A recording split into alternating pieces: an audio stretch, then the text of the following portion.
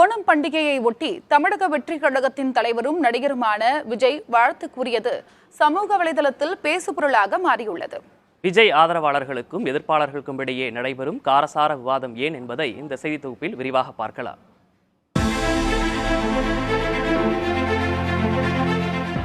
Onam திருநாளையொட்டி X வலைதள பதிவில் பதிவிட்டுள்ள விஜய், மலையாள சொந்தங்கள் அனைவருக்கும் இதயம் கனிந்த ஓணம் நல்வாழ்த்துக்கள் என கூறியிருந்தார்.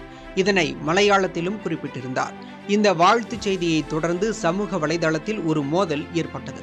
ஒரு தரப்பினர் விநாயகர் சதுர்த்திக்கு ஏன் வாழ்த்து கூறவில்லை என கேள்வி எழுப்பினர். மற்றொரு தரப்பினர் தமிழ் புத்தாண்டுக்கு வாழ்த்து கூறாதது ஏன் என வினா எழுப்பி கடுமையான சொற்களால் விமர்சித்திருந்தனர்.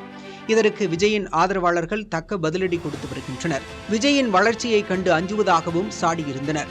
இதனிடையே பண்டிகைகளுக்கு வாழ்த்து தெரிவிப்பது அவரவர் விருப்பம் என கூறியிருக்கிறார் அதிமுக முன்னாள் அமைச்சர் செல்லூர் ராஜு. இது அவருடைய விருப்பங்க.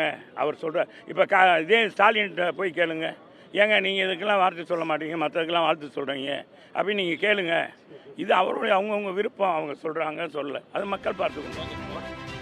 இது ஒருபுறம் இருக்க, வயநாடு நிலச்சரிவு பாதிப்புக்கு நிதி உதவி அளிக்காமல் தற்போது ஏன் கேரள மக்கள் மீது கரிசனம் என ஒரு சிலர் விஜயின் ஓணம் வாழ்த்தை குறிப்பிட்டு கமெண்ட்களை பதிவிட்டுள்ளனர்.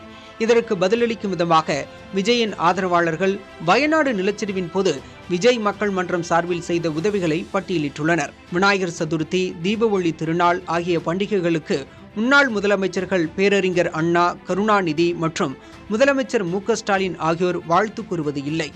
அவர்கள் பாணியையே விஜய் தற்போது கையில் எடுத்துள்ளாரா?